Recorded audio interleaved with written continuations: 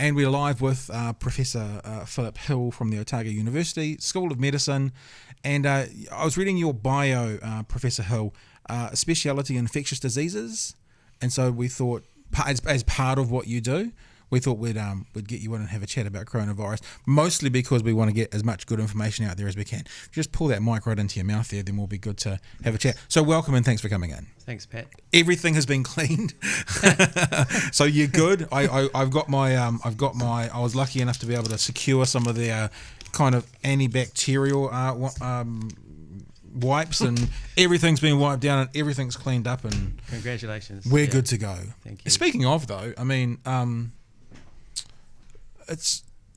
I guess I want to just talk generally about the idea and also look at what this thing is and what we should be doing. I've heard a lot of good information out there, but I've also heard a lot of misinformation out there.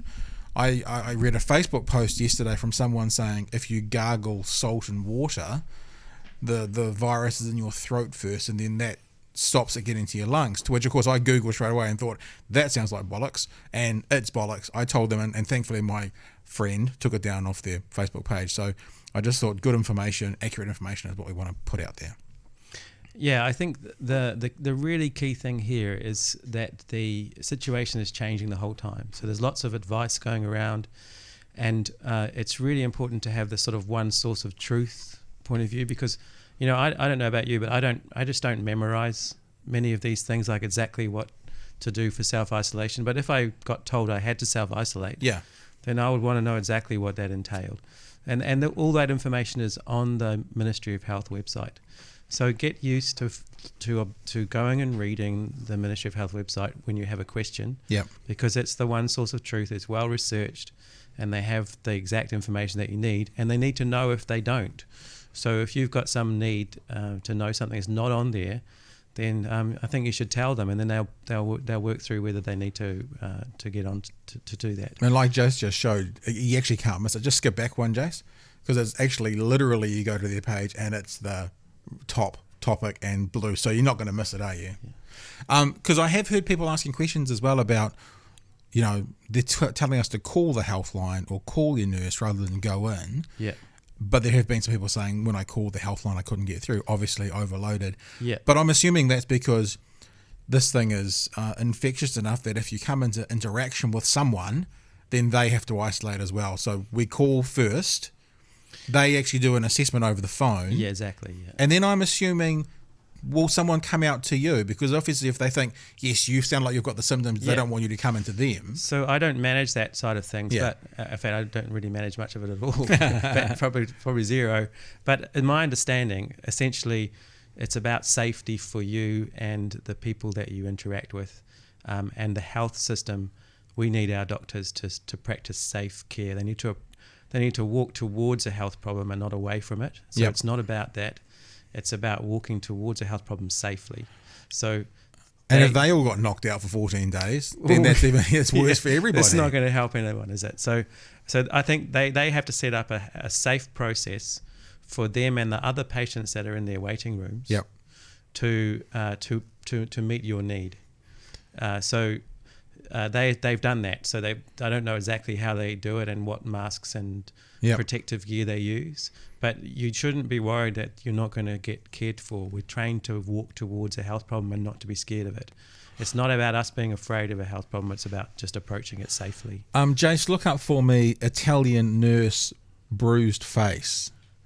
I was going to say, because these people are heroes in that industry at the moment as well. There was it's gone wide, this picture. This is an Italian nurse, and I'm sure you'll find it straight away, Jace. Italian nurse who has been helping out people with coronavirus in Italy, and that's what the screen, her protective gear, has done to her face. So actually her protecting herself and being so committed to helping people, that's what people in the health industry in some places are putting themselves through. It's amazing. Yeah, it's amazing. It's not only are they, you know, sacrificial angels at the best of times, literally physically sacrificing their bodies at times as well. And I'm sure along with that goes lacking of sleep and all these other things as well to help out people that need to be helped. So I guess big thank you to that industry right now from all of us. Absolutely. Yeah. Can you explain, if we take a step backwards, exactly what this COVID-19 is and how it works, how it attacks us, and why it's so dangerous to us? So I'm an epidemiologist and infectious disease physician and public health specialist, and I focus more on the public health and epidemiology side. And I'm not a virologist, but essentially a virus, this is like many other viruses, except that it hasn't really been presented to humans before. Right. So there's more people who are susceptible to it than normal for other viruses. So it doesn't have a brain, so we should be able to outsmart it. And it's not even able to handle its own metabolism and so on itself. It has to sort of latch on to other cells. So it needs a host. It needs a host, and that host's machinery to operate. So we should be able to outsmart this thing. Yeah. It's the same family as the SARS virus was, and the other one, which I forget the name of all of a sudden. Is that MERS? The MERS, yes. And I just think swine flu, bird flu, is that the same sort of thing? Yeah. They're just the nicknames for it? And it's different from an influenza virus in various different ways. I don't know much about how it's different sort of from the genomic point of view, but I look at how it behaves and whether it behaves differently to influenza virus. And also I think we're understanding now that it behaves differently to the last coronaviruses, those other two, the SARS virus and so. What did you call it again? The MERS? MERS, yeah. Somehow I keep forgetting that. No, but the MERS virus and the SARS virus are different. Now, the one I've looked at closely, being triggered by an article I read a few days ago, is to understand the properties of the viruses, and then that should shape how you intervene. Rather than just blindly following a pandemic plan, which is created primarily for influenza. Okay. You have to follow your plans and then adjust according to this virus. I think that's the key thing, is that we need to be smart about the actual pathogen that we're dealing with. Meaning, it's like I was going to use an analogy of a war. You have to actually know your enemy to figure out how to defeat them, sort of thing. Yeah, exactly. Yeah. And one of the things we focus on in infectious disease, and why I've been focusing mainly on how on earth are some countries managing to control the virus and others can't? And then how does that link with what we're understanding about the properties of the virus that might be different from the previous SARS one, which was a coronavirus that was seen to be able to be contained more easily, even though it probably, without containment measures, would have done the same thing. You see what I mean? Oh, really? Same sort of death rate, though? Or is this probably higher. Okay. From my understanding, the SARS mortality rate was very high. But sometimes that's because you're early on. Oh, there we go. 9.6 versus 3.4. Yeah, so that may be because early on with SARS, and when the case you tend to pick up you tend to manage the severe cases. So if in Italy, for example, you see this horrendous mortality rate, and it's possibly because they were just overwhelmed, only managing the most significant cases, and the vast majority of asymptomatic or low symptomatic people who just told to go home, you're not even going to be tested. So and that would also therefore mean probably not counted, would you think? Not counted, exactly, yeah. And so you'll see in the States early on, they had like a 10% mortality rate. Yeah. Mortality ratio, and I think that's the same thing, that they were only testing the ones who had significant hospital level illness. So these are just these observations you have to make, and we're making them on the hoof at rapid pace. Yeah. And we're getting some of our observations wrong all the time, I'm sure. Yeah. But and the other thing I suppose is you have to think about, why is it that the mortality, for those who really get onto it and test a lot of people early, they have a very low mortality rate, and then it drifts up slightly. And I think that's because it takes with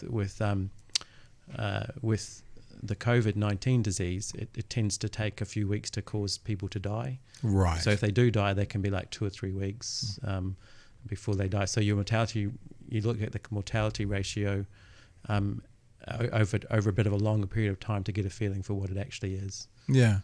I read as well, this is more perhaps the social element of this as well, rather than the scientific, is the gentleman who everyone is throwing abuse at in Wellington who came across from Wellington. Yeah. I actually read his full story the other day, so and did I, yeah. and I kind of want to put out there maybe for people to lay off him, because the full story is he had a voluntary test which he didn't need to take, and if he didn't take the test, he would have been here in New Zealand with it and not known. So actually, people who are yelling at him saying you should have stayed there and not come across till the test was waited. Yeah, but he's also saying that on reflection, he thinks he shouldn't have travelled. And I think that's the key thing, is that, yes, you can see he's not a crazy individual trying to carry some sort of weapon into the country to kill us all. All these tweets he was unwise in what these tweets we're seeing from Americans literally going, I'm an American, I'll do what I want. I mean, there are a group of people who are doing, I'll go where I want, I'll do what I want because I'm an American. And he's not one of those. This reminds me of the issue around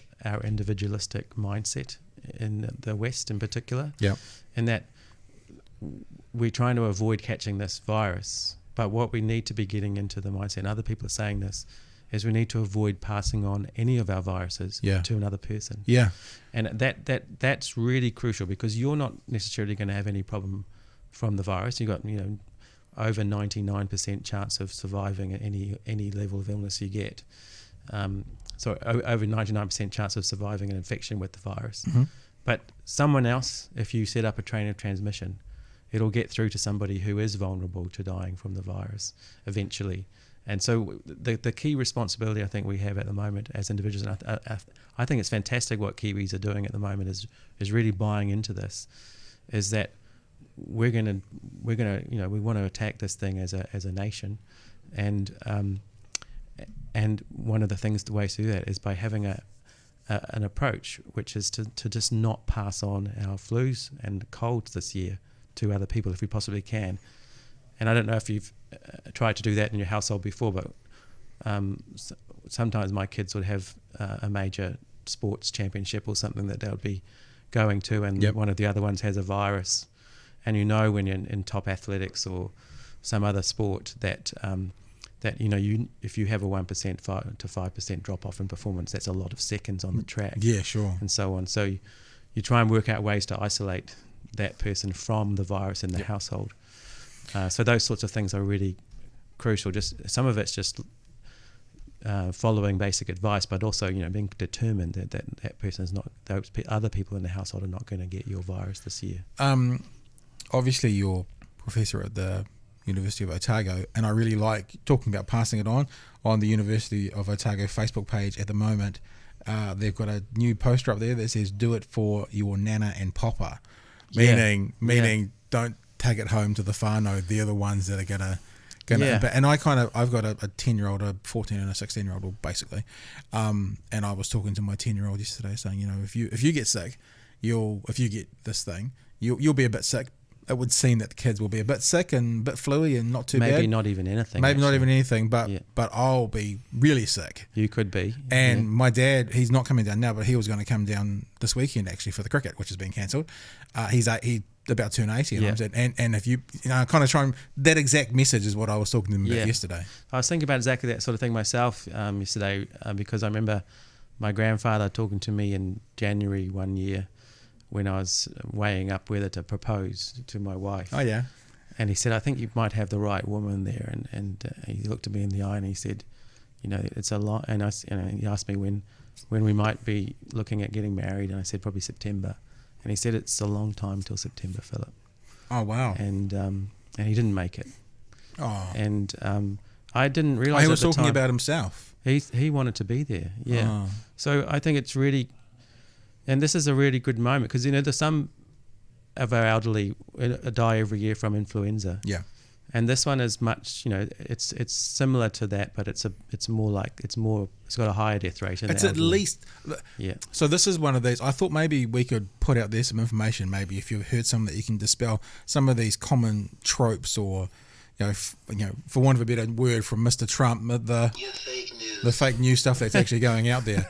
But people are going, well, 500,000 people a year die from influenza, and my response to them has been, but this is probably 10 times as serious. If the same number of people had COVID-19 as had the flu to have 500,000 people die, probably 5 million people would die of COVID-19, if it's 10 times as serious. I think that's in America, right? Yeah. So those numbers at the face value are correct, I think, at least by some calculations. What I think we need to realise is not influenza. So it's got other weaknesses. Like so it's got pneumonia those, it's got those strengths, right? If you do you mean coronavirus is not an influenza? It's not an influenza Gotcha, virus. with you. It's got different properties and different strengths and weaknesses. So is this a misconception we need to get out there, that this is not just a very, very, very bad flu, which is what some people are thinking? Well, it manifests almost with the same sort of symptoms. So what I'm saying is that it has different strengths and weaknesses in its ability to access the vulnerable population or any human being. Right. So we need to think about the science of what this virus is and its properties, and some of the things about the science of it are not yet fully known. So we're speculating and guessing. But my point is that we need to somehow look at what's happening around the world, and then what the properties of the virus are, and see if we can tie them up to try and look at what its weaknesses are. Because if we can find its weaknesses while we're still trying to find the drugs and the vaccines that might work, then we need to action those things real fast, which is what I'm focusing on, my energies on, apart from advising the university leadership with others about what we, how we handle this on campus and so on. Is this the kind of outbreak pandemic? Are we going to see more of these? Is there any? I mean, you know how everyone goes, oh, remember the wonderful summer back in 1978? Because and it wasn't necessarily that good, but you have I don't remember these sorts of things last century, but since we've had this century, there's been, we've already said swine, bird, SARS. Is this a more common recurring global issue? Yeah. So there's basically, and I'm not an expert on this side of it, but my understanding is that there's literally maybe millions of viruses that haven't been exposed to humans that are circulating in animals, some of which have got no capacity, many of which have no capacity to enter into humans, even if you sort of spread it on their bread and stuff for years on end. But every once in a while, one of them bridges into the human population and can cause some trouble. And that the likelihood of that increases basically as a function of the exposure of the animals to the humans, right? And the practices that might precipitate the bridge crossing. So the practices in this situation, now I've read, I'm not saying this is gospel, and these are the things I'm wanting to dispel if we can, is that this may have originated in what they call a wet market in part of China, which had exotic animals. And so I've read before someone's mentioned a pangolin. That sounds pretty cool, doesn't it? It's a pretty cool looking animal. Pretty cool animals. It's a bit harsh on it at the moment because I'm not sure that's been proven. Yeah, okay. But what it seems that most people are saying is the wet market exotic foods, consuming that animal was the crossover. That's the theory. Yeah, right.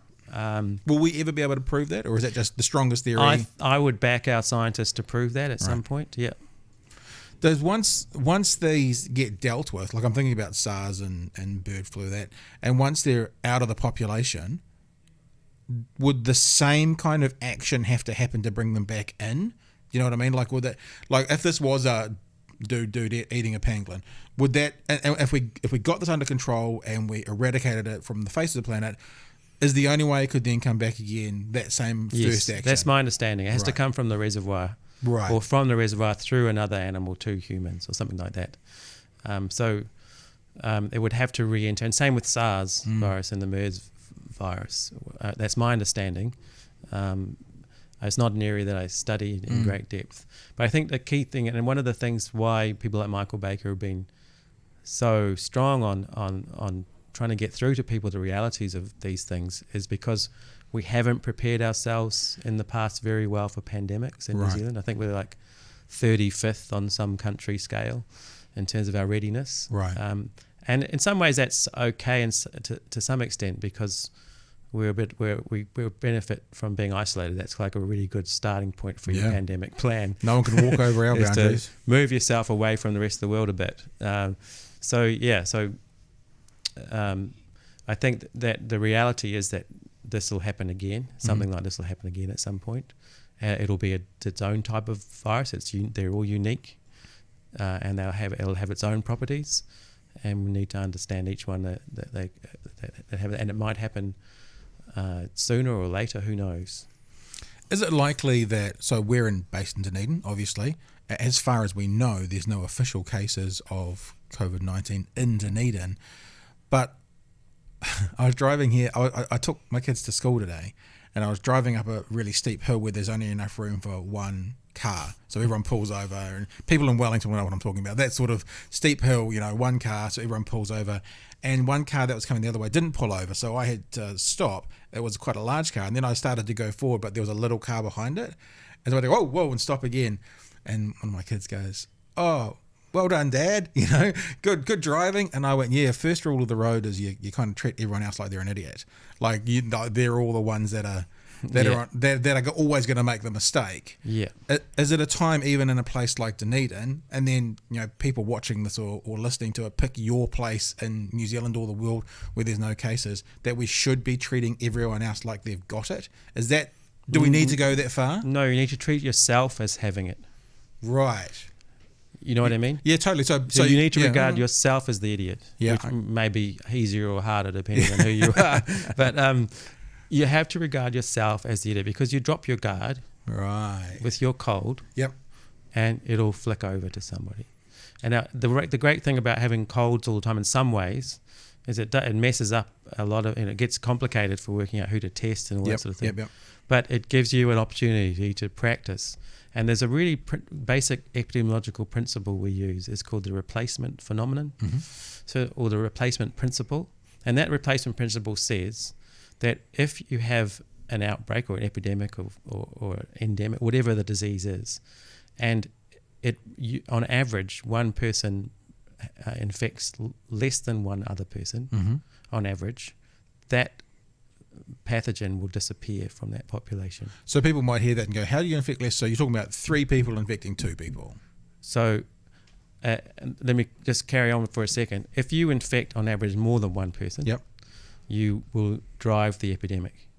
Okay, so that whatever virus you've got right now can end up with your grandpop, and it might have less than 1/10 of the chance of coronavirus killing them. Right.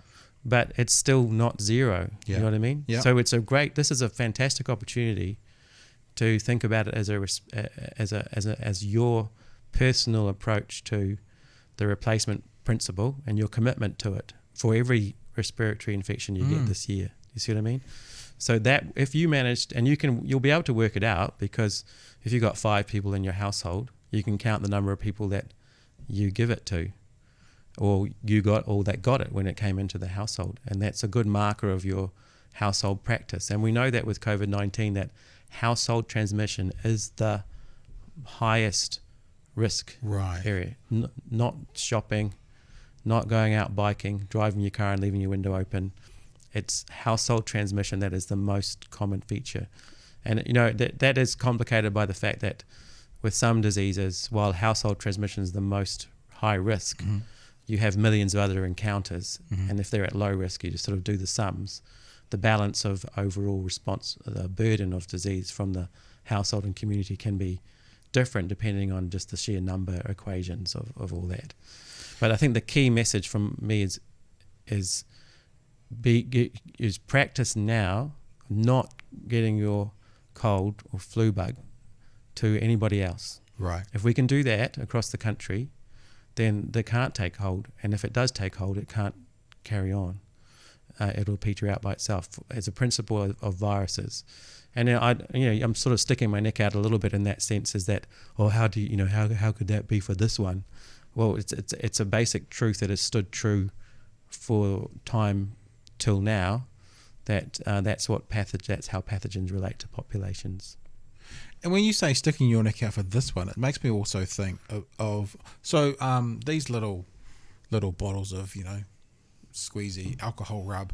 I used to always have one in my car because I'd read that the supermarket trolley was a disgusting place of germs. And I used to always, and I did it with the kids, I talked to the kids about it today actually, we'd leave the supermarket, we'd always give a bit of a just no matter what. Yeah. And I wonder if you say sticking your neck out about this one, I hear that and I think getting in good practice today for the next one. So in other words, stuff that we're doing now and practicing now. Like maybe not so much of the wash. Like I washed my hands 3 or 4 times yesterday inside my house, whereas maybe I wouldn't do that if this wasn't around. But on that end of the spectrum, rather than someone never washing their hands or never cleaning their hands after the supermarket or whatever. And my sister actually talks about how I was really surprised. She never gets sick from her kids when they're in her house. Yeah. Because she has good practices. And I guess idiot buffhead me kind of goes, I always get sick when my kids bring their stuff home. Yeah. But what I hear you saying is even for this, good practices in a house with someone with COVID-19 can still potentially keep you safe. Yeah, I don't think that its infectivity, its ability to transmit to other people, is any greater than any of the... In fact, it's way less than measles, for example. Right. So you can tell that just by thinking about it. If that person who was in Auckland, it was the case, who went to that concert, right? Mm-hmm. And mixing in close quarters with a lot of people, had measles, and they were all unvaccinated. Yep. That would have been a measles outbreak and we wouldn't have been able to stop it. Right. So COVID-19 has got nothing like the transmissibility of measles. Yeah. It's more like any other respiratory virus. Its difference with it is that in some subpopulations, it has higher mortality. So you don't need to be scared of this virus in terms of transmission to others. In terms of that, you can't stop it transmitting. You can. Yeah. And that is probably the key to getting that replacement phenomenon down below 1. I like that. So in my house at the moment, there's me, there's 3 kids, and there's 2 others. So what's that? Six of us. God willing, it won't come into my house. But if it did, and then 4 of us in the house ended up getting it, that's the right direction. I mean, preferably if it came in with 1 person, only 1 person would get it, but you're talking about that declining impact rather than the increase. Yeah, so this brings us to the point of the contacts. What about those people? Yeah. The people who have it? So no, the people is what do you do about the ones who potentially have it? Right. And then the contacts of the avoiding contact with others if you get symptoms. Yep.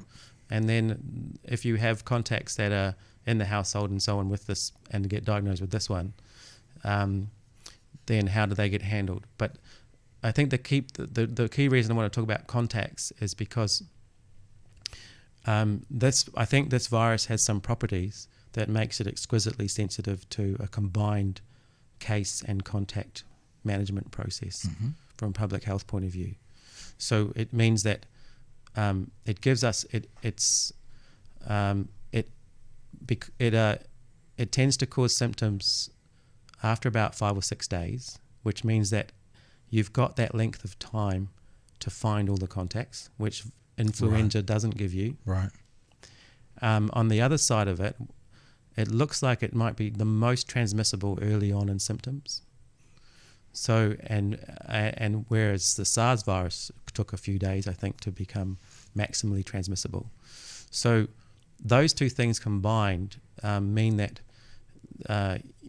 if you just diagnose cases, then you won't get to them fast enough when you remove them from the population to stop them transmitting if the transmission is to occur. But if you do get to all the contacts within 5 days, you can isolate them. Yep. And then you'll block the chain of transmission. So you'll get that replacement principle down to less than 1. So the whole combined public health package needs to be ongoing, I think, is the key thing. Whereas with influenza, once you start getting community transmission, you start being more relaxed about the public health response because it's gone. You can't really it'll overwhelm your public health response without very quickly. From a I guess community health point of view in the whole country, are you happy with because for some people they're saying that the way New Zealand's handling it is very hard. Like we were 14 days isolation, international visitors very early on. Are you thinking that are we doing really well with this, like our safeguards? Yeah, so I've got a few thoughts on that. I'm not a border control expert, so I'm talking like just a trained person who analyses things. Sure. So I think the first thing is that whole country bans are regarded by WHO as not the best way to do border control. And one of the reasons is because if you're not observing what the virus is doing in other countries early and so on, while you're banning one country, it might sneak in from another country, which is exactly what happened with Iran and New Zealand. We banned the Chinese. It came in from Iran, then we banned the Iranian. So you can be a bit too late. You're waiting for the... So, and so now we have this 14-day thing, and I think that was quite smart from in many ways. Yeah, it's a trust thing. You've got to be able to enforce a policy, so that's up to the government to work out how it's doing that. But I think we've also got a challenge here, which is from the Prime Minister to come up with a smarter plan than that, if we could. Right. In 16 days. So, or in the first instance, because she could make that permanent. What would be a smarter plan? Yeah. What do you think? I think one of the things we've done in public health is we haven't spent enough time engaging the big data people, the economists, all the people with high level expertise in other disciplines, and we deliver to policymakers maybe quite blanket solutions, and they have like these brutal economic effects and so on. So that's the downside. You have a huge, this is not a light decision the Prime Minister's made, and she's got the best advice. Yeah. And it's completely reasonable. But I think what we should be trying to do is get our best brains together in New Zealand from multiple disciplines and see if we can come up with a more sophisticated approach, if we possibly could, to reduce the economic damage and maintain the health protection. So if you looked, you can imagine, for example, like an individual risk-based approach, where you're able to fully assess the risk of an individual coming into the country rather than necessarily where they're coming from. That might mean that where they're coming from at the time is a part of the risk assessment. Yeah, exactly. Yeah. So you might say, look, Northern Italy, we don't even know how many cases they've got. Yeah. I'm sorry, mate, you're going to have to wait till that calms down a bit. But if you go to this place for 30 days or whatever we think is it gets rid of risk down to 0, and you're sitting with a medical doctor that we verify, that sort of thing. You can imagine that with a highly sophisticated approach that was somehow automated so it didn't require masses of people, that you could end up with a plan that was enabling a large, because you've got, how many billion people in the world? 7 now? 6.5, 7? Something like that. So how many of them would we need to come into the country every year to help the tourist industry? Yeah, a lot. But not 7 billion, is it? No. So I'm wondering about whether we can, over the time we've got this in place, is not to stop it necessarily, but to actually use our smartest people in the country to actually come up with a more sophisticated approach to give to the Prime Minister to make a call on. The idea of that still feels like it requires such a lot of honest actors, because I have no symptoms, I walk through customs, there is no symptoms, so I'm in here, and then I start to show symptoms, I'm here, and you know what I mean? There's still an element of people being honest and playing the game, so to speak. Yeah. I guess at the moment it feels like the government is saying, it's not that we can't trust you, maybe it is, I don't know, but we need to make this harsh call. How do you think they'd make the leap in theory to get to we're going to trust you enough? Because you're basically putting it in the hands of the people on some levels here. Yes, there is a risk assessment at the border, but there's still, when you don't do a blanket, a blanket statement, then there are people who are going to slip through. Well, that's why I'm saying this is not like me coming up with a solution. That's the whole point. I think what I'm saying is that let's get the best brains around the table, from the tourist industry, the mathematics people, and the big data people, and actually say, what can you come up with? Because if we could get it right, then how long are you going to have this thing in place for? And if we have it for that length of time, we'll get even more ability to use our brains to work out how to come up with some more sophisticated approach. Is there any information or data that you've seen that talks about the longevity of this? Are we looking at 12 months, 6 months, 3 months? Because that might be a determining factor in what those brains, they might go, we can handle this hardship for 2 months. Is there any data out there about it? Oh, there's quite a bit, as you've seen probably in the media. And Professor Michael Baker is a world expert in pandemics, and has indicated it could be quite a long time. But I wouldn't be really in a position to contradict that. I suppose my thinking would be that there's the global epidemic, Mm-hmm.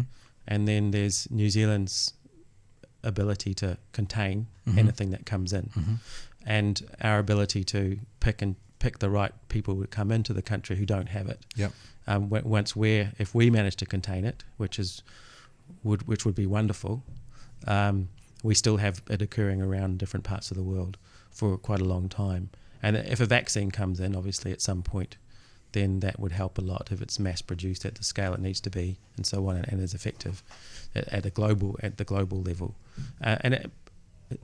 So I think that we would need to be thinking about this virus. We'll be needing to think about the virus for quite a long time, but we should be thinking actively about getting more and more sophisticated in our ability to knock it on the head Mm-hmm. every time it rears itself in New Zealand. If we do manage to be able to knock it on the head to the level where we can keep it at bay. And that does happen. Like you've been stories over the last decade or so about a measles outbreak in Waikato, but then it gets contained and it gets sorted and then it's gone. Yeah, that's what you mean by knock it on the head. If it shows its head in New Zealand again, that sort of thing. Well, when it shows its head in New Zealand in different places, and if it causes these small outbreaks, the idea is somehow being able to stop it expanding, as you describe, and that's I suppose it's the $1 billion question right now, isn't it? Probably would be if someone had that answer right now. Probably would be multiple $1 billion question. I'm curious with it all, because they say that the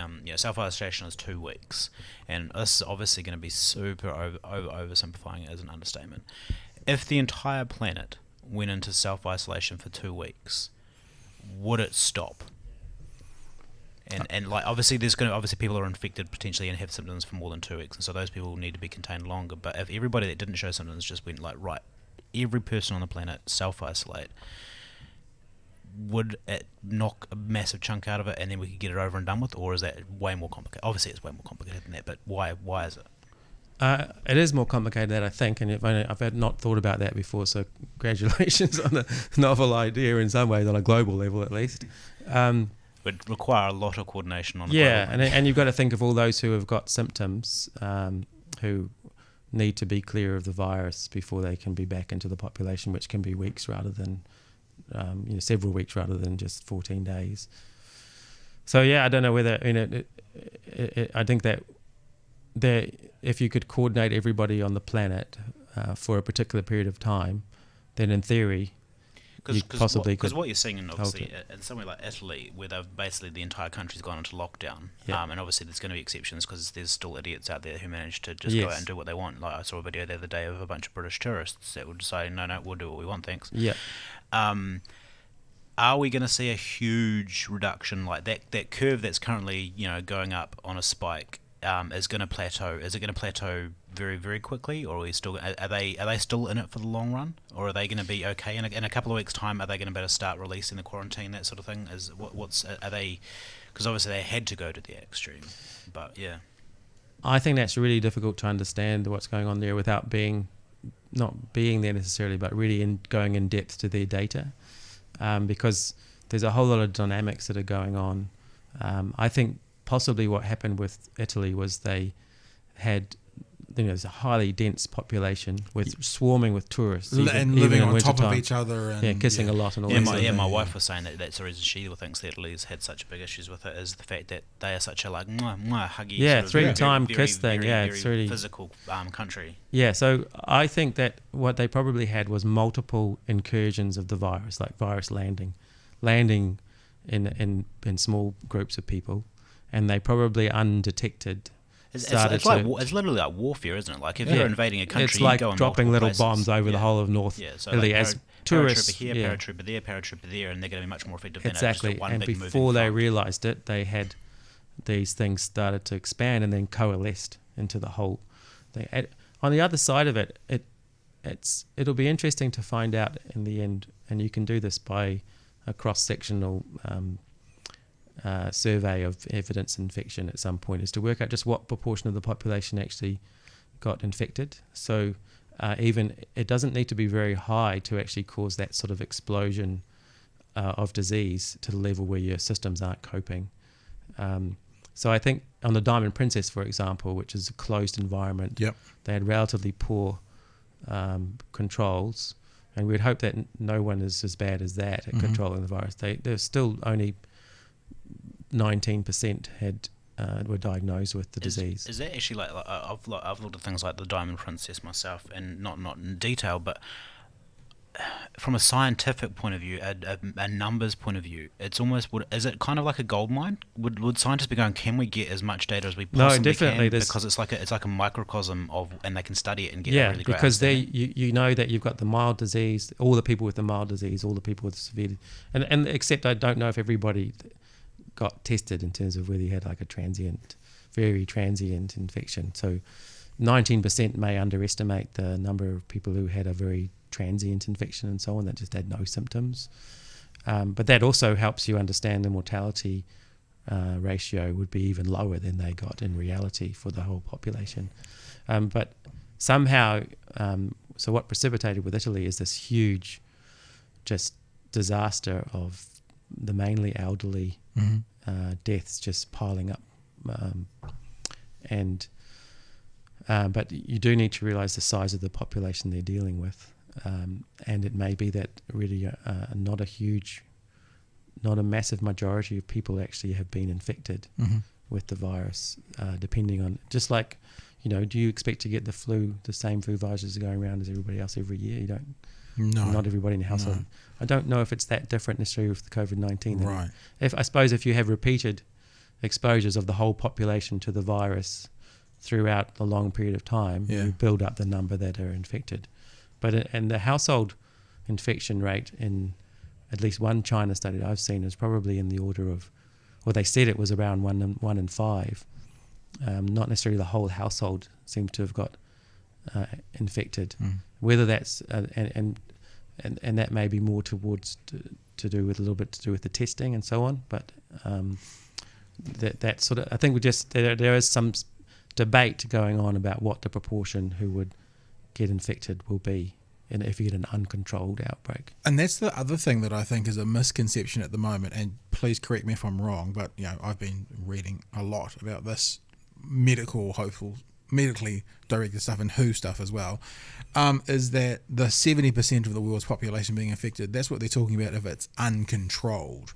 And the example that has been given is places like Italy, Iran and Wuhan in China have those exponential growths, but in China all the other regions have a flat growth because they were prepared.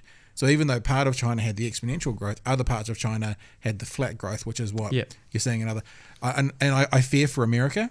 Yes, and I indeed. fear for America because of their very big brained person who thought that there was 5 cases going to go down to 1 and it will be all gone by April, by summertime, and that's a real concern. So I think the key thing for me there is to note that this virus does not respect low quality public health responses. But it looks like it might be incredibly susceptible to high quality public health. So I think that's what the Asians are telling us. Right. Now there's some debate over whether the Chinese data in particular are reliable and that there might be more cases. Right. But the WHO looked at that, and they look at it from a trends point of view. They actually showed from their visit that the case numbers and the numbers filling beds in hospitals were clearly decreasing with time. And when we think about surveillance, what you've got to do is standardize the detection process and the case identification. That might mean that there's more or less more cases than you're detecting, but it's got to be standardized. And that allows you to see what's happening as a trend. So if you don't have a standardized approach, you can't understand the trends clearly. And some guy comes in and just does another 50 million tests and suddenly shows there's more disease. It's not helping your surveillance to do what you want it to do. Yeah. So the surveillance information in China, assuming that they've got their standardized approach is fine, is showing a very clear reduction over time, and is a remarkable story. And even if you didn't believe that, then do you believe Taiwan, Singapore, South Korea, and so on with their story? So there's the graph for China as well here. So it's flattening out. Yeah. So when's that? March. So this is time. So starting from January 22nd Oh, all the that's way to March 13th. Yeah, that's total cases. That's a cumulative graph, isn't it? Yeah. So it gives you the total over time flattening out. Yeah. So every case in the far right is a case that could have been in January right through to March as a cumulative curve. Yeah, so that's it's a cumulative. So so having that cumulative curve flattening out, that's a good thing, obviously. I'm guessing. Well, also, would that mean from the data that I'm looking at that people will still be getting it in March, but because people are getting better at the same sort of rate, if not better, that's why you're not getting an increase in growth? Well, that would if there was 0 people getting it from now on, that would just be flat, wouldn't it? Because that's a cumulative graph. Right. So the actual numbers will give you the curve.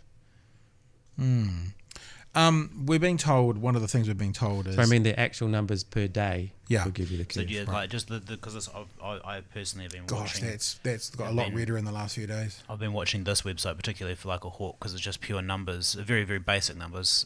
But you look at China, 20 new cases in the last 24 hours, so that's very low, I would say. So that is one of the most remarkable results that in the history of mankind. How China's dealt with it. That result, Yeah. if it's true.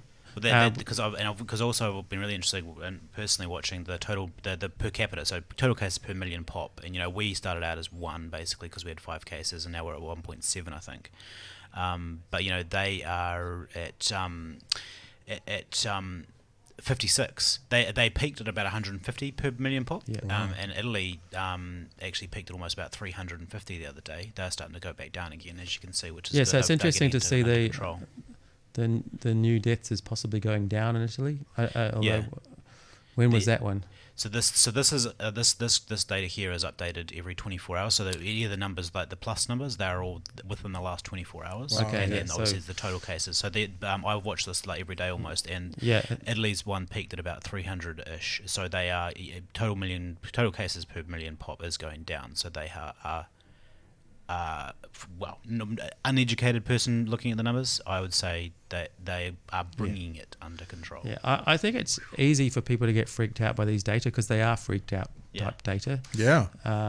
In some terms of of the raw watching numbers, numbers go up in a population and so on. Because But the raw numbers, because that's the thing is, like what you were saying before, these are numbers because I've chatted with people about these are the numbers that we're looking at are of just confirmed cases and people that have actually been tested, not the general populace, and so the death rates and seriousness rates are going to be much higher because There could be all those teenagers that, as we said didn't even before, know they had it. no show. Yeah. Well, they wouldn't have died, I suppose. Yeah, but they won't be in the... Yeah, no, be that's in what the- I was saying about Italy before, is that Yeah, they yeah. have a high case mortality ratio, but that is because I think that the younger people with no symptoms and so on, and many of the even older people with no symptoms are not being tested when they have chaos.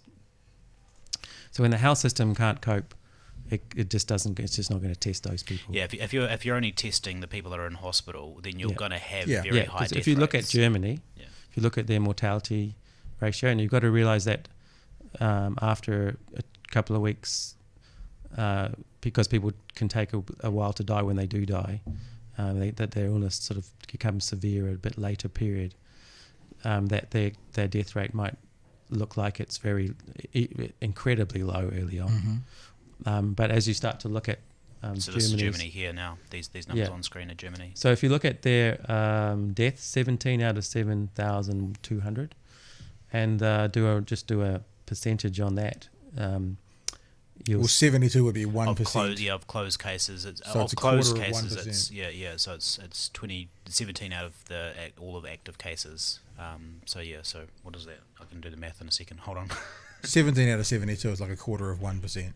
Yeah, something like which that. is what the states, No. which is what those stats have been like for a very long time have been, isn't it? Like yeah, so it's slightly 0.2% or higher than something. it was, in keeping with what I was saying, but it's looking like they're doing a fantastic clinical job on the cases. Is there any information out there, estimates or, I don't know, science doesn't guess, but like kind of best guesses that what the actual death rate is, like taking into account all those ones that haven't been counted and all those Yeah. young people? So outside Wuhan in Hubei in China, I think the mortality ratio is well under 1%, Right. which is probably more in keeping with reality, because they've done rapid case contact management, aggressively finding every case they possibly could in those areas.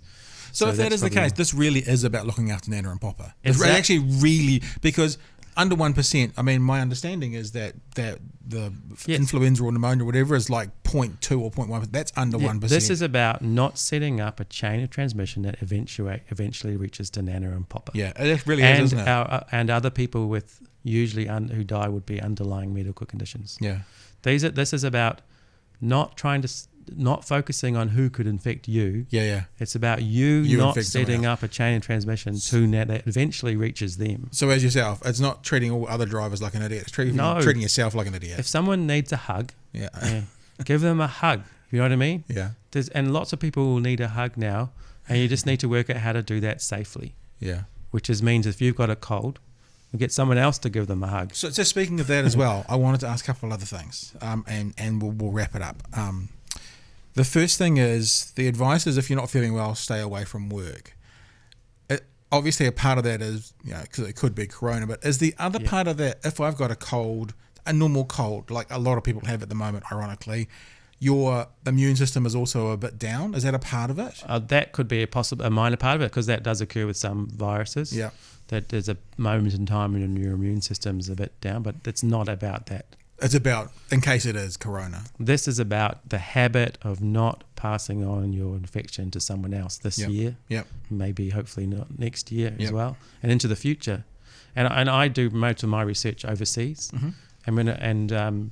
When I visit Indonesia, which is where our main research relationship is, every time someone has a cold there, if they're at work, they've got a mask on. Now, I'm not saying that everybody needs to wear a mask in New Zealand, but they have a habit of trying not to pass on their viruses to someone else, because they're close to the epicenter of these things when they come out. They understand the dangers of these viruses. I read an article that talked about some of those countries in that area, because they have had bird flu and they have had swine flu, why you're also seeing a flat graph for some of those, because they are prepared and they have some of these practices already. Yeah, so Taiwan, for example, they activated their plan before we knew, as far as I know, before we knew what COVID-19 was. Wow. They recognized increased cases in Wuhan, mm-hmm. and that triggered their response. So within a week they were activating. The other question which has come in a few times is, once you have this and get well, are you then protected from it? Yeah. So again, this is a little bit like me, and how am I avoiding this? How can I avoid this virus? So going back to the main thing is other people. Mm-hmm. But I think it's most likely that you have protection from the virus once you've had disease. And I haven't checked the latest literature on whether there's any cases of people having got it again. Right. But we're really talking small things around the edges. Mm-hmm. I know it's a question, but it's not going to be the answer to this problem over the next period of time. And if someone's had it, you shouldn't stigmatize them and ostracize them in any way, shape or form. So I guess you said we're going a bit around the edges. If we sort of wrap up now by maybe looking to you as somewhat of an expert in some of these fields, what is the best advice right now, to reiterate what is getting to the meat of it, not going around the edges? I know that when we spoke on the phone yesterday, you joked, I think you were joking, probably not, about the Hyde Street party, and you said they've cancelled that. So I'm sure that makes you're pleased about that. Yeah. So there's no big gathering of students drinking and kissing, basically. I did see that there's been a Facebook event popped up saying that they're going to raid it anyway, and a whole bunch of people are going to do it anyway, which is typical. So rather than talking around the edges, to wrap up for people, if they want to hear one thing, what do people need to really, really, really know? That's what my student kids said to me on the weekend when I was asking them about this. They said you just got to say direct to the students what the story is here, and It's all very well to just ignore this, but it's not going to go away as an issue in the next period of time.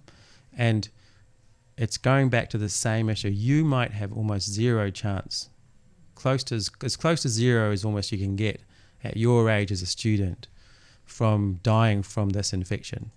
But if you set up a new train of transmission, when if you've got it, and that leads to Nana and Papa, that puts them at much more risk than any other virus that's circulating at the moment. And that's a responsibility that you can't take lightly. So get real about this thing. Don't get scared of a virus. It doesn't even have a brain. I believe we can beat this thing, but you need to be part of it as a student, and you need to change how you're partying, change how many people are at parties, be able to know who was at the party.